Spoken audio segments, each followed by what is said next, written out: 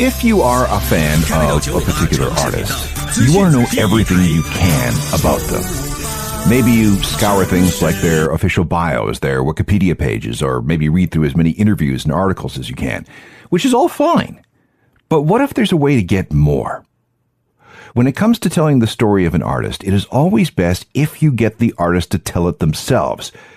You have a better chance of getting the unvarnished truth, told from the heart by the people who are actually making the music, which is great in theory.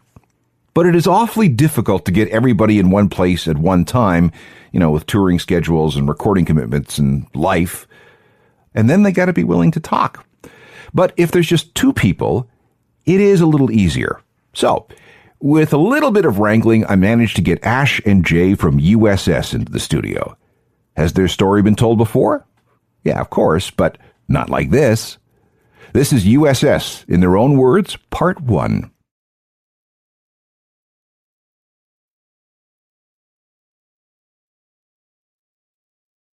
Hello again, I'm Alan Cross, and this is another in a series of ongoing history programs called In Their Own Words. This is where I round up everybody associated with a particular artist and let them tell their story. I've done this with Our Lady Peace, and Matt Good, and Sloan, and Finger 11, and Kings of Leon, and a few others. This time, it's Ash and Jay from USS. And let me tell you something. You were about to learn everything, and I mean everything, there is to know about these guys.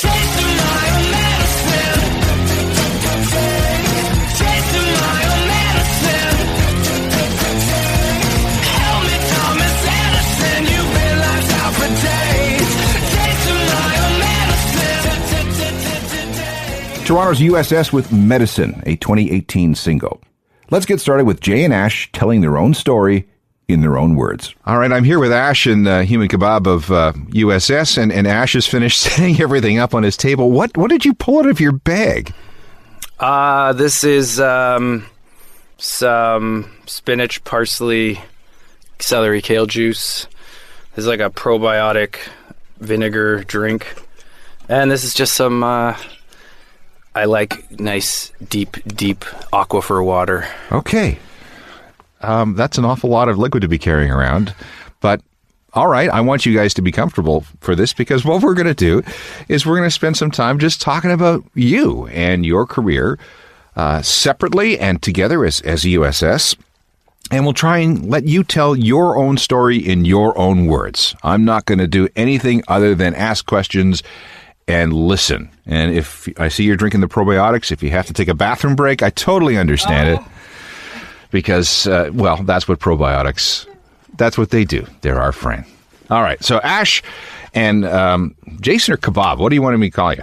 Either or. That's the price you pay for having a handle your whole life. We're going to come to the whole Human Kebab thing in just a second, but I want to begin with you guys at the very start. So let's start with Ash. So where did you grow up?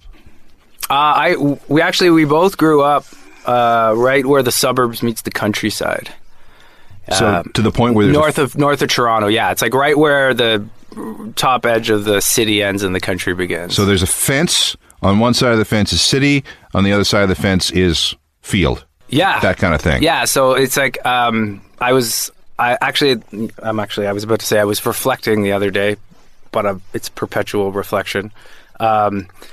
Is that the idea of what we are is like just this evolution of polarities, and so that was like the very first one, which is you look to your right and you're very confined by suburbia, and you look to your left and it's just the horizons are wide, and so that notion of like community and solitude was fed like from a very young age. So these juxtapositions. Yeah. And they run through your life.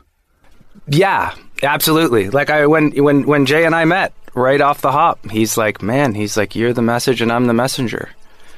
So what kind of family life did you have? Just a normal sort of suburban family life? We lived in the well-to-do part of town. My dad did really well, and I was just one of those like hockey kids that was just getting 10 goals a game kind of thing. So my whole life was hockey. My whole life was playing hockey, morning, noon, and night. And I got really, really sick. My parents got divorced. The empire crumbled. The whole empire fell apart. My dad went from being a millionaire to living in a farmhouse in Milton, like shoveling. Por otra parte, Australia creó una nueva tecnología para eliminar el tráfico de vida silvestre. Se están implementando nuevas tecnologías para ayudar a detener el tráfico de vida silvestre por parte de delincuentes organizados. La medida se produce cuando los animales nativos de Australia siguen amenazados por el tráfico. Se ha desarrollado un escáner de rayos X portátil que permite al equipo del zoológico de Taronga en Sydney detectar a los reptiles si son nativos o han sido criados en cautiverio o capturados en la naturaleza. La vida silvestre detectada se envía al zoológico, donde recibe controles de salud y cuando es posible se le reubica. En los últimos 4 meses el zoológico ha atendido más de 100 reptiles incautados.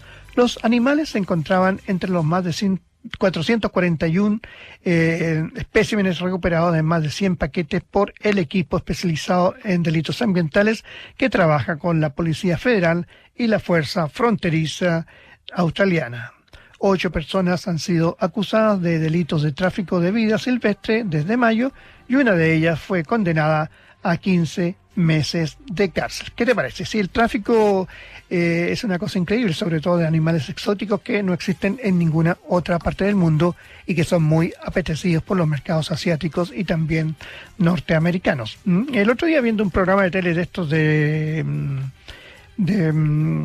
que filman en el aeropuerto, qué sé yo, mostraban ahí también un paquete que iba saliendo a través del correo australiano y tenían 4 reptiles chiquitos envueltos en calcetines adentro de una máquina de un tocacassette, algo así, que ya es medio raro porque ya esas máquinas poco se ven y es raro que ver un tocacassette con 4 calcetines y adentro iban precisamente 4 reptiles pequeñitos y que pudieron ser salvados porque realmente era bastante difícil de que sobrevivieran el viaje al estar encerrados en un compartimento totalmente oscuro y caluroso, como era un tocacassette, y más encima adentro de un par de calcetines cada de estos reptiles.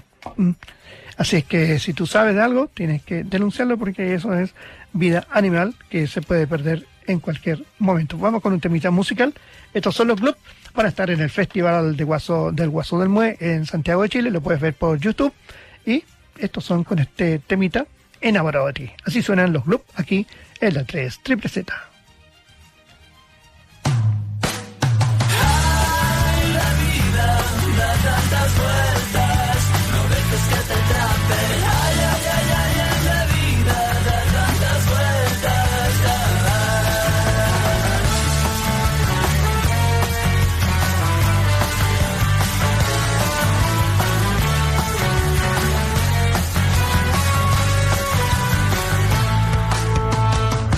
Un panadero llamado Juan, en su panadería se enamoró de María Esther, pero ella no lo quería a él, ella quería a un bombero que se llama Rodrigo, pero Rodrigo amaba a Juan el panadero. Ay, la vida da tantas vueltas, no dejes que te atrape. Ay, ay, ay, ay, ay, la vida da tantas vueltas.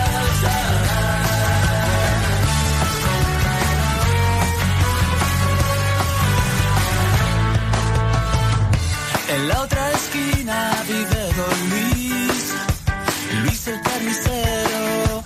Me cuesta entenderlo, pero hay que tratar. Sé que es un hombre bueno, en gustos no hay nada escrito, lo sé. Don Luis es un ejemplo, en gustos no hay nada